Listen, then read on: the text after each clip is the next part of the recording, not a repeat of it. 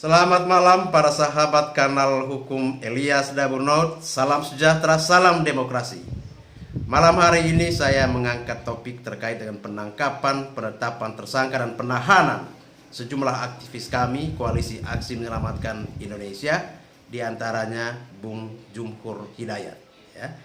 Di kalangan aktivis pergerakan dan pemberdayaan masyarakat, nama Bung Jumhur Hidayat tidak asing. Sehingga kabar penangkapan, penetapan tersangka dan penahanan terhadap Bung Jumhur dan beberapa aktivis lainnya itu tentu mengagetkan, ya, menyedihkan sekaligus menyakitkan bagi aktivis pergerakan. Karena jujur saja tidak ada unsur menghancurkan bangsa ini dari setiap pergerakan yang dilakukan oleh para aktivis. Aktivis itu hadir karena kegelisahan, resah dan keadaan bangsanya. Itulah panggilan sejati seorang aktivis. Ya, tidak ada niat, tidak ada unsur, tidak ada maksud untuk merusak atau menghancurkan bangsanya. Saya kira itu perlu saya catatkan atau sampaikan di awal postingan saya ini. Tapi sebagai warga negara, ya, sebagai negara hukum demokratis, tentu saja kita semua tunduk dan taat pada ketentuan peraturan perundang-undangan. Ya. Setelah dan saya percaya, saya meyakini bahwa Pak Jumhur Hidayat dan kawan-kawan akan menjalani proses yang mereka hadapi dengan kepala tegak. Nah, teman-teman sekalian, setelah membaca cuitan dari Bung Jumhur, ya, saya kutip di sini. Cuitannya tertanggal 7 Oktober 2020. Dia hanya mengutip, atau kalau yang terbiasa main Twitter, quote dengan komentar, ya. Jadi mengutip disertai dengan komentar atas berita dari Kompas, ya, yang berjudul 36 investor asing nyatakan keresahannya terhadap pengesahan Undang-Undang Cipta Kerja. Nah, berita ini oleh Bung Jumhur, ya, dikutip lalu disertai atau dibubuhi komentar, undang-undang ini memang untuk primitif investor dari RRC dan pengusaha rakus. Kalau investor beradab seperti di bawah ini, maksudnya judul berita tadi itu, ya, yang 35 investor asing nyatakan keresahannya terhadap pengesahan Undang-Undang Cipta Kerja. Yaitu antara lain cuitan dari Bung Jumhur yang dikutip juga oleh Polri dalam menetapkan beliau sebagai tersangka penyebaran kebencian dan penghasutan. Nah, teman-teman sekalian, setelah membaca ini, dan saya juga membaca, mencermati, melakukan analisis, ya, sesuai dengan pasal yang disangkakan terhadap Pak Jumhur dan kawan-kawan, dan saya konsultasikan dengan ahli linguistik, saya tidak menemukan adanya unsur penghasutan, ya, adanya unsur penyebaran kebencian dari cuitan ini. Tapi itu kan analisis, ya, hukum saya yang tentu berbeda dengan para penyidik dari kepolisian, ya. Cuma pertanyaan saya terkait dengan penetapan sebagai tersangka, kemudian penahanan terhadap Pak Jumhur dan kawan-kawan itu adalah, ya, dalam kaitannya dengan cuitan itu dan pasal yang disangkakan kepada mereka, ada beberapa pertanyaan yang saya ajukan, ya. Nah, apakah ada unsur penyebaran kebencian dan penghasutan dari cuitan Pak Jumhur tersebut? Yang kedua, bagaimana membuktikan bahwa cuitan Pak Jumhur tersebut bertujuan untuk menimbulkan rasa kebencian? Yang ketiga, apakah cuitan tersebut telah menimbulkan akibat yang wujudnya nyata?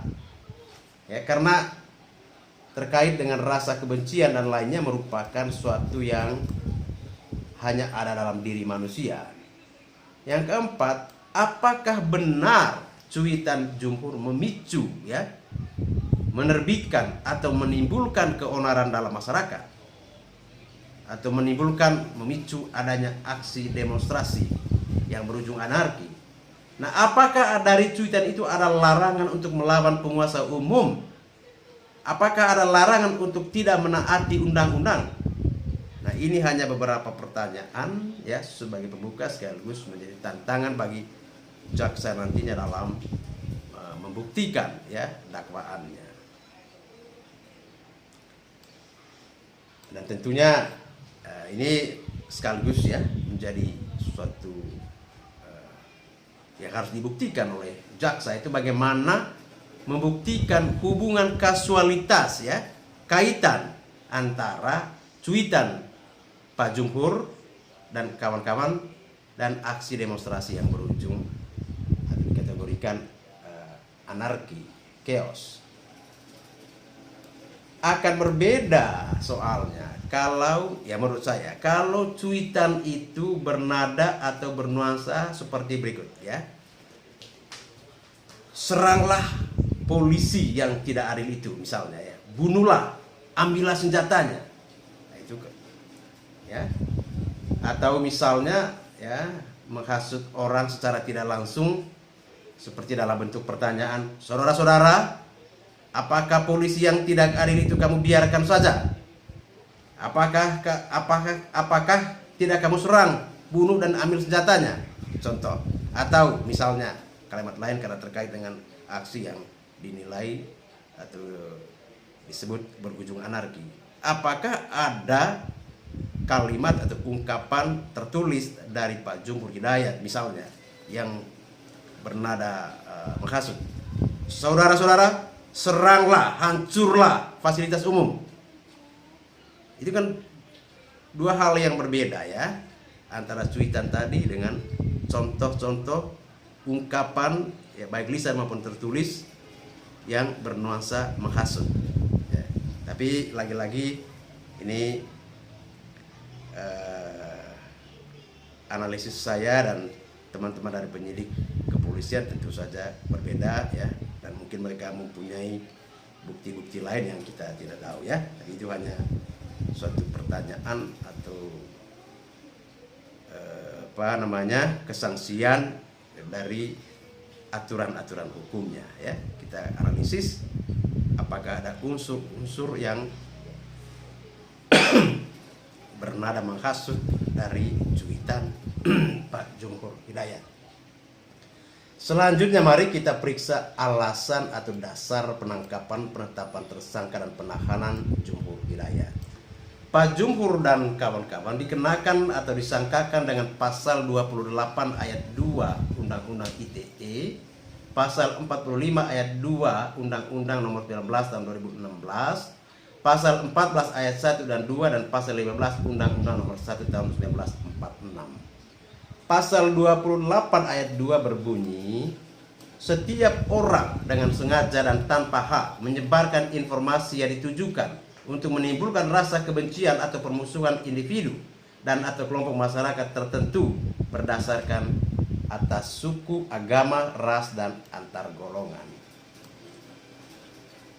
Nah, lalu bunyi pasal 28 ayat 2, ancaman pidana dari pasal 28 ayat 2 tadi itu diatur dalam pasal 45 ayat 2 Undang-Undang Nomor 19 tahun 2016, yakni setiap orang yang dengan sengaja dan tanpa hak menyebarkan informasi yang ditujukan untuk menimbulkan rasa kebencian atau permusuhan individu dan atau kelompok masyarakat tertentu berdasarkan atas suku, agama, ras, antar golongan sebagaimana dimaksudkan dalam pasal 28 ayat 2 dipidana dengan pidana penjara paling lama 6 tahun dan atau denda paling banyak 3 miliar Lalu pasal 14 Undang-Undang Nomor 1 tahun 1946 ayat 1, barang siapa dengan menyiarkan berita atau pemberitahuan bohong dengan sengaja menerbitkan keonaran di kalangan rakyat dihukum dengan hukuman penjara setinggi-tingginya 10 tahun.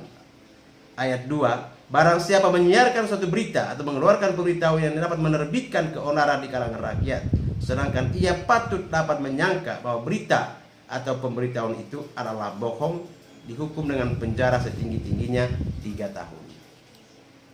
Ya, itu pasal 15. Barang siapa menyiarkan kabar yang tidak pasti atau kabar yang berkelebihan atau yang tidak lengkap, sedangkan ia mengerti setidak-tidaknya patut dapat menduga bahwa kabar demikian akan atau sudah dapat menerbitkan keonaran di kalangan rakyat, dihukum dengan hukuman penjara setinggi-tingginya 2 tahun. Ya, jadi mari kita mencoba memberikan satu analisis sekilas dari ketentuan beberapa pasal yang tadi disampaikan itu ya. Jadi seseorang dapat dipidana dengan pidana penjara paling lama 6 tahun dan atau denda paling banyak 1 miliar rupiah apabila ya kondisinya itu syaratnya seseorang ya dengan sengaja tanpa hak menyebarkan informasi yang ditujukan untuk menimbulkan rasa kebencian atau permusuhan individu dan atau kelompok masyarakat tertentu berdasarkan atas suku, agama, ras, dan antar golongan sara. Yang kedua, seseorang dihukum dengan penjara setinggi-tingginya 3 tahun apabila seseorang menyiarkan suatu berita atau mengeluarkan pemberitahuan yang dapat menerbitkan keonaran di kalangan rakyat, sedangkan ia patut dapat menyangka bahwa berita atau pemberitahuan itu adalah bohong. Yang ketiga, seseorang dihukum dengan hukuman penjara setinggi-tingginya 2 tahun barang siapa menyiarkan kabar yang tidak pasti atau kabar yang berkelebihan atau yang tidak lengkap, sedangkan ia mengerti setidak-tidaknya patut dapat menduga bahwa kabar demikian akan atau sudah dapat menerbitkan keonaran di kalangan rakyat. Nah, kita kaitkan bunyi pasal-pasal ini dengan cuitan Pak Jumhur tadi itu ya, yang tadi saya baca. Ya, saya ulangi lagi ya. Jumhur melalui akun Twitter mengutip berita Kompas atau quote dengan komentar atas berita yakni undang-undang ini memang untuk primitif investor dari RRC dan pengusaha rakus. Kalau investor beradab seperti di bawah ini, 35 investor asing nyatakan keresahannya terhadap pengesahan undang-undang Cipta Kerja. Jadi Bung Jumhur hanya mengomentari berita Kompas ya, yang tadi dikutip itu ya. Kalau dihubungkan dengan pasal-pasal yang tadi disebutkan dan diuraikan sepintas, di mana unsur menghasutnya? Di mana unsur dengan sengaja tanpa hak menyebarkan kebencian? Ya.